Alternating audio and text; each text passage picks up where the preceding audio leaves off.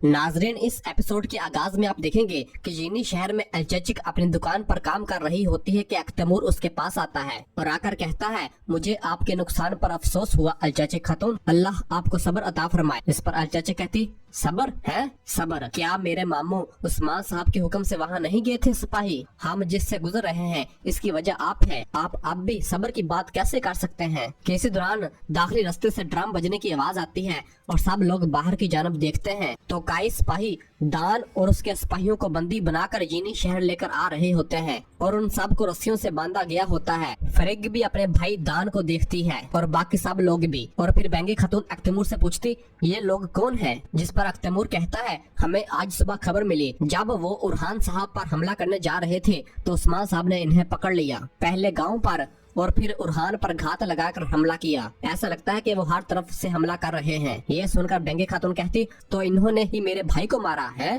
जिस पर तैमूर हाँ में इशारा करता है। ये सुनकर बेंगे को निहायत गुस्सा आता है और वो अपनी तलवार निकालती है और कहती है, तुम कमीने। और वो और उसके सिपाही दान की जानब लपकते हैं तो तैमूर अलचचिक को रोकता है। अलचचिक कहती, मैं अपने मामू का बदला लूंगी। और तैमूर मुसलसल बेंगे खातून को रोकता है और बेंगे खातून जैसे ही दान को मारने लगती है तो बाला खातून वहाँ पर आ जाती है और बेंगे को रोकती है और कहती है, रुक जाए बेंगे खातून। जिस पर बेंगे कहती है, मेरे रास्ते से हट जाओ बाला खातून, इन्होंने हमारे सिपाहियों को मार डाला, इन्होंने मेरे भाई को मुझसे छीन लिया। जिस पर बाला कहती, पुरसकून हो जाएं, पीछे हट जाएं। और फिर बाला सिपाहियों से कहती है, सिपाहियों अपने हथियार नीचे रखो। और फिर बेंगे गुस्से से कहती, ये कुत्ता मुझे दे दो, हमारे सिपाहियों का खून इनके हाथों पर लगा हुआ है। और फिर तमाम लोग भी कहने लग जाते हैं कि इन्हें मार दो, इन्होंने हमारे शहीद भी नहीं दिए। और फिर बेंगे कहती है, आप इसकी इजाजत कैसे दे सकते हैं? और फिर बाला खातून अपना हाथ बुलंद करती है तो तमाम लोग खामोश हो जाते हैं और बाला कहती है, हम जो कर रहे हैं वो गलत है और आप जो कर रही हैं वो सही है। आप सिपाहियों को रोक कर कैदियों के खिलाफ अपनी तलवारें कैसे खींच सकती हैं? इस दौरान मलहून खातून भी वहाँ पर आ जाती है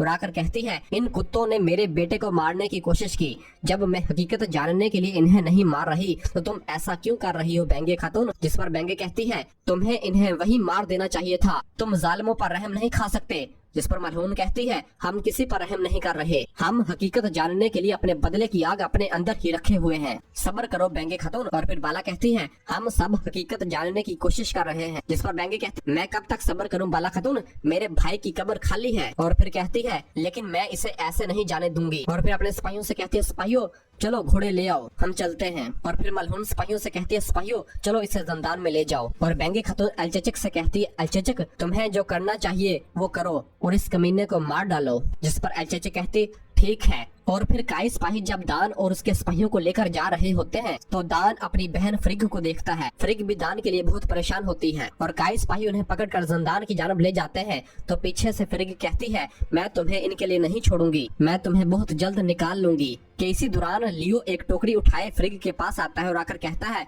मार्था मैं तुम्हारे लिए ताज़ा मछली लाया हूँ। और फ्रिग साइड पर जाकर मछली निकालती है जिसके अंदर उलूफ का पैगाम होता है और वो उस पैगाम को निकाल कर पढ़ती है तो कहती है, ये कार्रवाई करने का वक्त है लियो, वो अलाउद्दीन कहाँ पर है, चलो हम इसका पता करें। और फिर दूसरी जानब जंगल में उलूफ और उसके सिपाहियों ने कई सिपाहियों को अंधा करके दरख्तों के साथ बांधा हुआ होता है और वो कई सिपाही कलमा शहादत पढ़ते हैं, मैं गवाही देता हूँ कि अल्लाह के सिवा कोई माबूद नहीं और मैं गवाही देता हूँ कि मोहम्मद सल्लल्लाहु अलैहि वसल्लम इसके बंदे और रसूल हैं। और तमाम लोग कारा लानत पुकार रहे होते हैं। और फिर उलूफ अपनी कुल्हाड़ी उस कई सिपाही को मारता है जिससे वो कई सिपाही शहीद हो जाता है। जिस पर तमाम वहशी बहुत ज्यादा खुश होते हैं। और फिर उलूफ कहता है, हमारी कुल्हाड़ी की ताकत 3 बरे-आज़मों में 1000 साल के लिए मशहूर हो चुकी है। कौन शमाल के ठंडे समुद्रों से आए और किसने पुरसकून बहीराए रोम को खून की झील में बदल दिया, किसने? जिस पर तमाम सिपाही कहते हैं, हमने, शमाल के बच्चों ने। और फिर उलूफ कहता है, जो तेज शमाली हवाओं को जनूब की तरफ लेकर आए वो कौन है? जिस पर तमाम सिपाही कहते हैं, हम हैं। और फिर उलूफ कहता है, वाइकिंग्स हमारे आबाओ अजदाद थे, हमने 1000 साल तक रोम के लिए खून बहाया, हमने इनके लिए जानें कुर्बान की, बदले में हमें क्या मिला? हमें इनकी जबान मिल गई, हमने इनके माबूदों की तारीफ की। रोम बेहतरीन खुशबुओं से मुअत्तर था, जब हमने बहीरा रोम को खून की झील बनाया,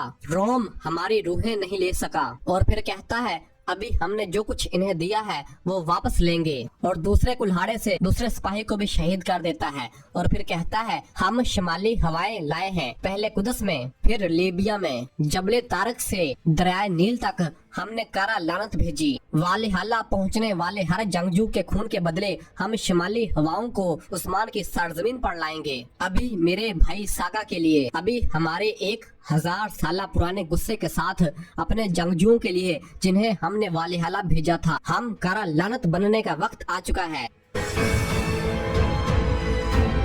और फिर दूसरी जानब उस्मान साहब और बाकी सिपाही माकड़ी के रास्ते पर होते हैं और अपने साथ बारूद लेकर जा रहे होते हैं और सिपाही हर तरह की हिकमत अमली के लिए तैयारियां कर रहे होते हैं। उस्मान साहब कहते हैं अल्लाह आपकी मदद करे, आप जानते हैं कि क्या करना है। किसी दौरान कोतान घोड़ा भगाते हुए आता है तो दूसरी जानब से जरकुताई भी अपने घोड़े पर आता है। कोतान उस्मान साहब के पास आकर कहता है उक्तम साहब के भेजे सिपाहियों को उन्होंने अंधा करके कुरल कर दिया। और फिर जरकुताई कहता है वो सब कुछ अफरा तफरी और खून रेजी के लिए कर रहे हैं हुजूर, जाल और घात लगाना इब्लिस का काम है और वो हमारा इंतजार कर रहे हैं। जिस पर उस्मान साहब कहते हैं फिर हम इनको इंतजार नहीं करवाएंगे, घात अब इनका मजार बनेगा। और फिर कोतान कहता है माकड़ी में हमारे शोहदा है और वो हमारा इंतजार कर रहे हैं। जिस पर उस्मान साहब कहते हैं तुर्गत इन्हें दिखा दो।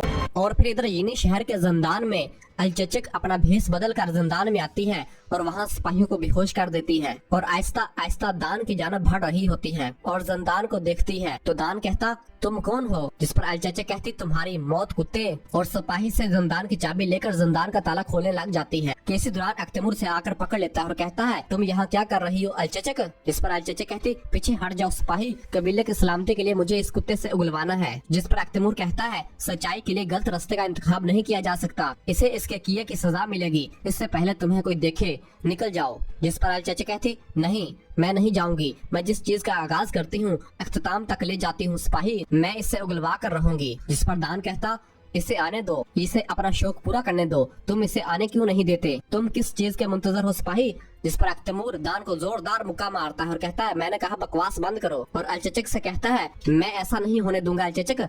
अलचचक कहती तुम समझ नहीं रहे सिपाही, हटो ताकि तुम्हें तकलीफ ना उठानी पड़े। जिस पर अख्तमूर कहता तुम पहले ही मुझे तकलीफ दे रही हो अलचचक, इसरार न करो, इससे पहले कि कोई देखे निकलो यहाँ से। लेकिन अलचचक अपना खंजर निकाल कर भागते हुए दान पर हमलावर होने लगती है तो अख्तमूर उसे रोकता है तो वही खंजर अख्तमूर के कंधे पर आकर लगता है और अख्तमूर शदीद जख्मी हो जाता है और ये देखकर अलचचक के होश उड़ जाते हैं।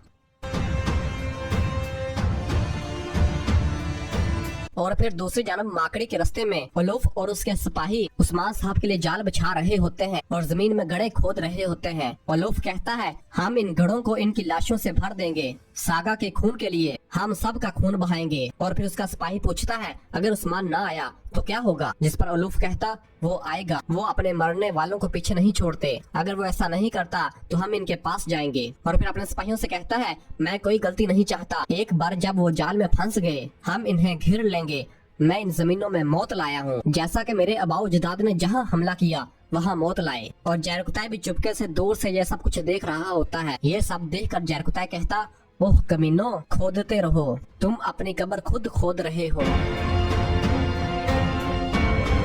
और फिर दूसरी जानब कस्तंतीनिया में ओफिलिया कोहनूर को लेकर जा रही होती है और उससे कहती है तुम हैरान नहीं हो कि मैंने तुम्हें क्यों बचाया? जिस पर कोहनूर कहता है नहीं शहजादी, मैं यहाँ वाहिद इंसान हूँ जिस पर आप भरोसा कर सकती हैं। ये सुनकर ओफिलिया कहती है तुम आज वहाँ थे, तुम्हें किसी पर शक है? जिस पर कोहनूर कहता आपको जितना नजर आ रहा है मैं इससे कई ज्यादा हूँ शहजादी, और आपको खुशी होनी चाहिए कि मैं आपकी खिदमत में हाजिर हूँ। जिस पर ओफिलिया कहती बहुत आला। और फिर कहती है कांता कोजिनोस मेरे बाबा के हुक्म से शिमाली जमीनों में गए हैं, यहाँ उनकी गैर मौजूदगी तख्त के लिए ज्यादा महफूज है। यह सुनकर कोहनूर कहता है वो तख्त के सामने आने वालों पर हमला करने वाला है। जिस पर ओफिलिया कहती तुर्क।